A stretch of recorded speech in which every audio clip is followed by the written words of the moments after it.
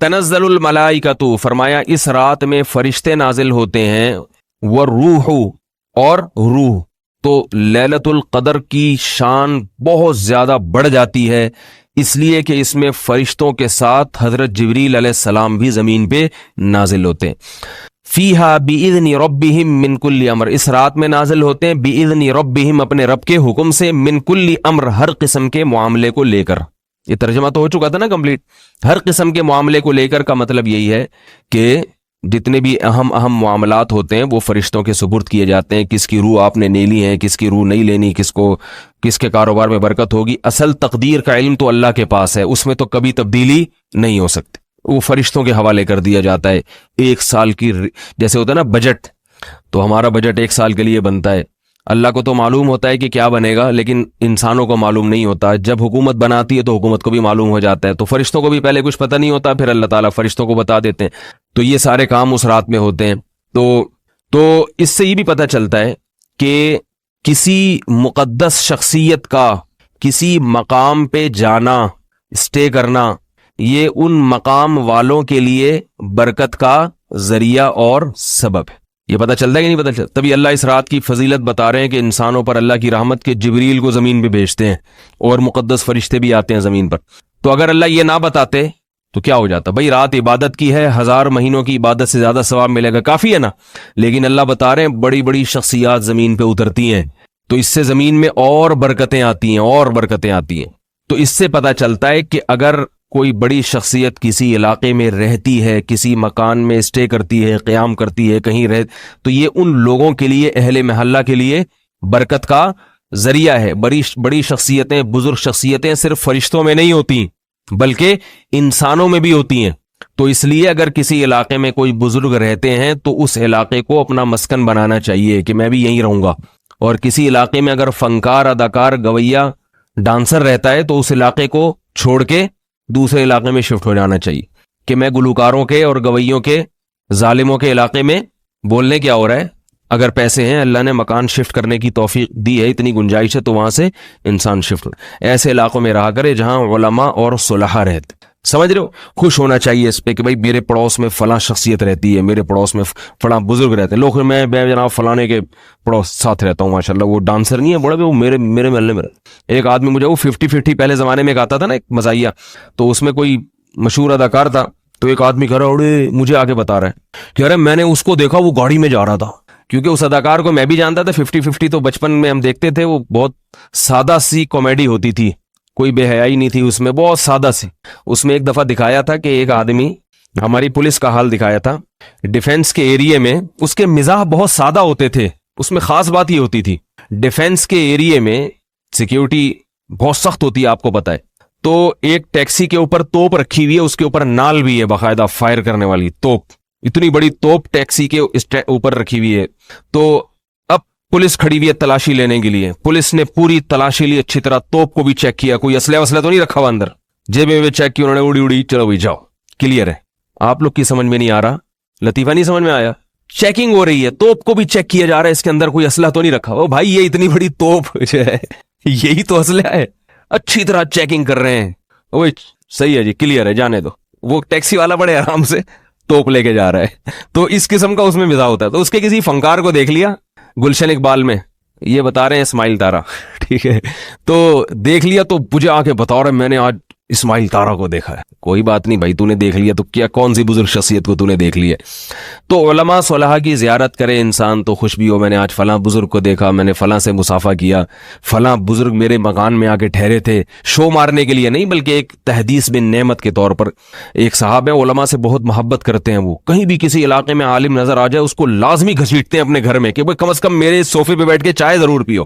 تو مجھے بھی ایک دفعہ، میں تو کوئی بزرگ نہیں ہوں، ایسی ان کے خیال میں تھا، تو گھسیٹ کے لے گئے، بٹھایا، چائے پی، پھر مجھے بتانے لگے یہاں فلاں عالم بیٹھا ہے، فلاں بھی آیا ہے یہاں اسی صوفے پہ۔ میں نے کہا ماشاءاللہ، مجھے خوشی ہو رہی تھی کہ دیکھو اس آدمی میں جذبہ ہے کہ اس کو یہ خوشی ہوتی ہے کہ میرے اس گھر کے اس صوفے پر اتنے بڑے بڑے علماء آ کے بیٹھے ہیں۔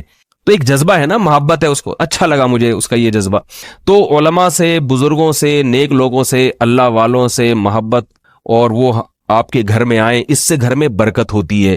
ہمیں اس کس سے پتہ چلا؟ یہ یہاں لکھی بھی نہیں ہے لیکن ٹھیک ہے، اس صورت سے ہمیں پتہ چلا، سمجھ لیں کہ لکھی ہوئی ہے تاکہ بار بار مجھے یہ فرضی بہت سی چیزیں فرض بھی تو کی جا سکتی ہے نا۔ اس کی ایک اور دلیل دوں، حدیث سے بھی یہ بات ثابت ہے۔ رسول اللہ صلی اللہ علیہ وسلم کو حضرت انس ابن مالک کی والدہ نے ایک دفعہ بلایا۔ حضرت انس 10 سال کے تھے، چھوٹے سے تھے، تو ان کی والدہ نے بلایا کہ یا رسول اللہ آپ ہمارے گھر میں آ کے نماز پڑھا دیں ہمیں۔ تو وہ چاہتی تھی کہ نبی ہمارے گھر میں اگر نماز پڑھ لیں تو اس سے کیا ہوگا، ہمارے لیے برکت کا ذریعہ ہے۔ تو آپ صلی اللہ علیہ وسلم ان کی اس دعوت پہ چلے گئے اور آپ صلی اللہ علیہ وسلم نے وہاں نماز پڑھی۔ تو اس سے بھی پتہ چلتا ہے کہ بھئی پیغمبر کا کسی گھر میں آنا وہ تو ظاہر ہے، اس میں تو کوئی دو رائے نہیں ہو سکتی۔ تو اہل اللہ کا، علماء کا، ان سے دوستی، ان سے تعلق، ان سے محبت، کچھ بھی نہ ہو صرف محبت ہی ہو، یہ محبت بھی انشاءاللہ دنیا میں بھی کام آئے گی اور قیامت میں بھی کام آئے گی، لیکن محبت میں انسان دوسرے کا بیڑا نہ غرق کرے۔ تو اس کی مثال ہے، وہ ہمارے حضرت ایک واقعہ سناتے کرتے تھے۔ ایک شیخ صاحب تھے، پیر صاحب، ان کا ایک مرید تھا، وہ اپنے شیخ سے بہت عقیدت کرتا تھا۔ اب ہمارے سننے والوں میں بہت سے ہمارے پٹھان شاگرد بھی ہیں، تو بھائی پٹھان لوگ ناراض نہ ہوں، میں پورا ویسے ہی واقعہ سناؤں گا جیسے ہمارے حضرت نے سنایا، ٹھیک ہے؟ تو ہمارے حضرت نے سنایا کہ وہ مرید پٹھان تھا، اور ہمارے حضرت میں تو عصبیت نہیں تھی، ہمارے حضرت کے زیادہ تر مریدین پٹھان ہی تھے، ہر فیلڈ میں پٹھان ہی آگے ہیں، تبلیغ میں دیکھو تو پٹھان آگے، جہاد میں دیکھو تو پٹھان آگے، مدرسوں میں دیکھو تو پٹھان آگے، تو وہ سارے ہی شعبوں میں پٹھان لوگ، ان کو اللہ نے ہمت دی ہے۔ لیکن وہ حضرت نے جو واقعہ سنایا نا، یہ چونکہ پٹھان مرید کا تھا، وہ عقیدت تھی نا، محبت تھی، تو حضرت نے فرمایا کہ وہ پٹھان مرید تھا، اپنے پیر و مرشد کو اس نے بولا تھا کہ آپ کی چپل آپ کو اٹھانے کی اجازت نہیں، ہم جب آپ کے مرید موجود ہیں تو ہمارا غیرت کے خلاف ہے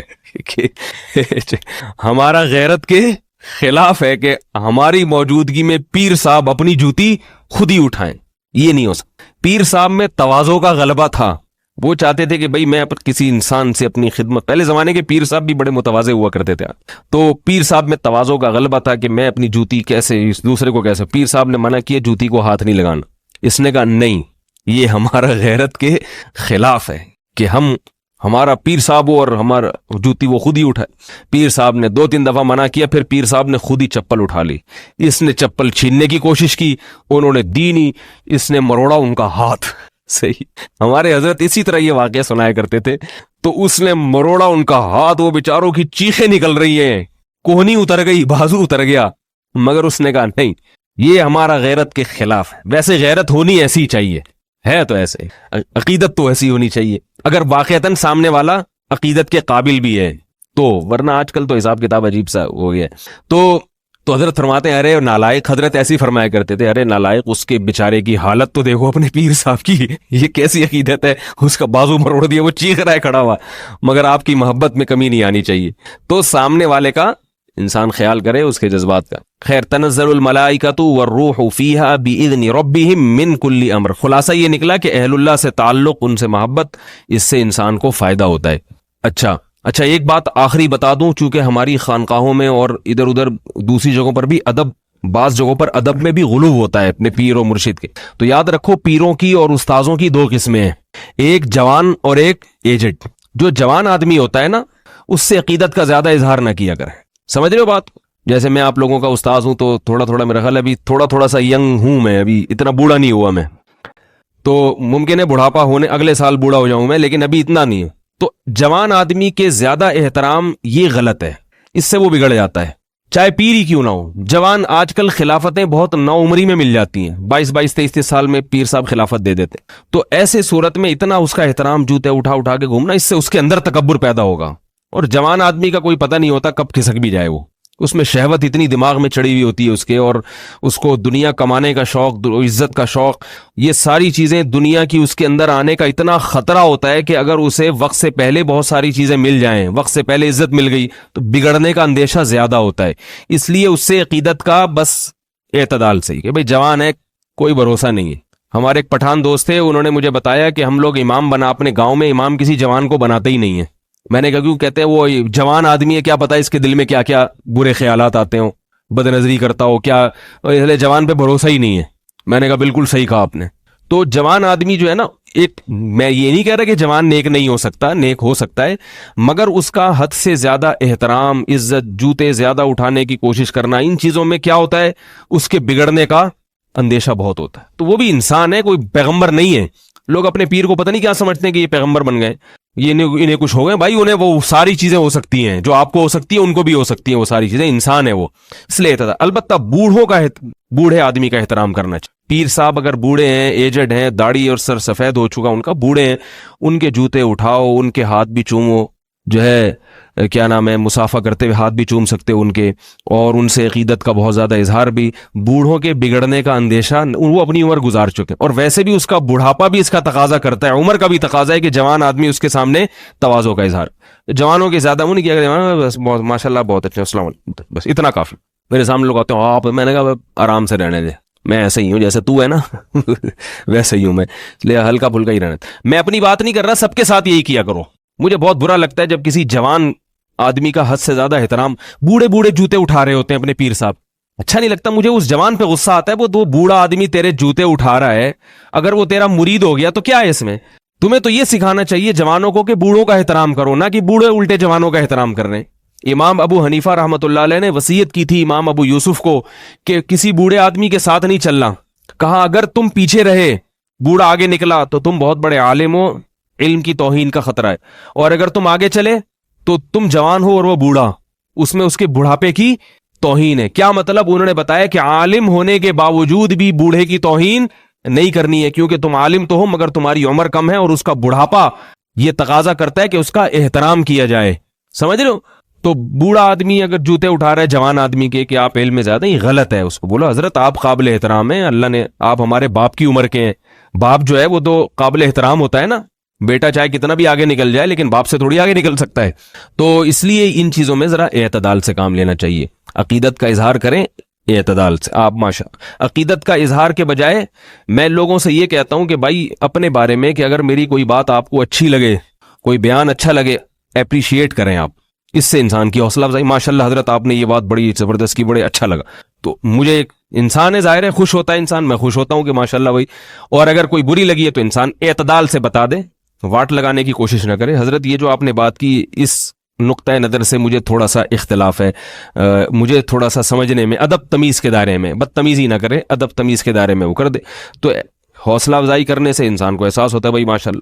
تو حوصلہ افزائی کافی, یہ نہیں کہ آپ کی کیا باپ تو ماشاء اللہ بہت اچھے ہیں, آپ کیا سبحان اللہ. یہ انسان کو یاد رکھو, جتنے بگڑے ہوئے لوگ ہیں نا سب ان کے مریدوں کے بگاڑے ہوئے ہوتے ہیں. آج تک کبھی دوست نہیں بگاڑتا, یہ بتا دوں میں نے اپنی زندگی میں دیکھا ہے. بڑے بڑے علماء پاگل ہو گئے ہیں, الٹی سیدھی باتیں کرتے ہیں ممبر پہ بیٹھ کے. کیوں کرتے ہیں ایسی آدمی حیران ہوتا ہے, ان کو اللہ نے اتنا علم دیا, اتنا تقویٰ دیا, مگر یہ سٹھیائے ہوئے کیوں ہیں, ایسی احمقانہ باتیں کیوں کر رہے ہیں؟ پتہ چلتا ہے یہ سارے مریدوں کی وجہ سے. مرید مکھن لگا کے نا, حضرت آپ تو ماشاءاللہ آج آپ نے سیرت پہ تقریر کی, حالانکہ وہ پوری سیرت پہ اول تا آخر تقریر جھوٹ کا پلندہ ہوتی ہے, وہ ایک بھی صحیح حدیث پیش نہیں کی ہوتی, ادھر ادھر کے واقعات. لیکن مرید جب ہاتھ چومتے ہیں اور حضرت آپ نے ماشاءاللہ آپ کی کیا بات, آپ وہ کہتے ہیں ایک اور چھوڑو اگلے بیان میں نا, جتنی چھوڑی ہے اس سے ڈبل چھوڑو بنو. اور اگر کوئی ڈھنگ کا آدمی بیٹھو بولے حضرت یہ جو آپ نے حدیثیں پیش کی ہیں کوئی آتھینٹک ہیں, کہاں سے پڑھی آپ, ایسے تو گرین چینل والے بھی نہیں چھوڑتے جتنی آپ چھوڑتے, تو اگلا اعتدال سے آ جائے گا نہیں آ جائے گا. تو ہمیشہ انسان کو اس کے شاگرد, اس کے مرید یہ ہے جو انسان کو الو بناتے ہیں, بیوقوف بناتے ہیں, عقیدت کی اندھی اینک لگا کے دیکھتے ہیں اور بگاڑ دیتے ہیں انسان کو. تو بوڑھے کو اس لیے کہہ رہا ہوں کہ بوڑھے نے تو جتنا بگڑنا تھا بگڑ گیا, بوڑھوں میں تبدیلی نہیں ہوتی, وہ تو اب ان کی تعریف کریں برائی کریں وہ ویسے ہی رہیں گے. یہ انسان کی جو اس سے پہلے کی عمر ہے, یہ اس میں انسان میں تبدیلیاں آتی رہتی, کبھی ادھر کو جائے گا کبھی ادھر کو جائے گا, اس میں اعتدال کی ضرورت ہے. تو بس یہ ترجمہ کر کے ختم کرتا ہوں, وہ پورا ہو گیا. تنزل الملائکۃ والروح فیہا بإذن ربہم من کل امر سلام, یہ رات سراسر سلامتی ہے, ہی حتی مطلع الفجر, طلوع فجر تک. تو سلامتی ہے مگر یاد رکھو ہر ایک کے لیے نہیں, اس کے لیے جو اس رات میں سلامتی چاہتا ہے, اللہ سے دعا مانگتا ہے اور توبہ کرتا ہے, جو گناہ کرتا ہے اس کے لیے سلامتی نہیں ہے یہ. تو سلام ہی حتی مطلع الفجر.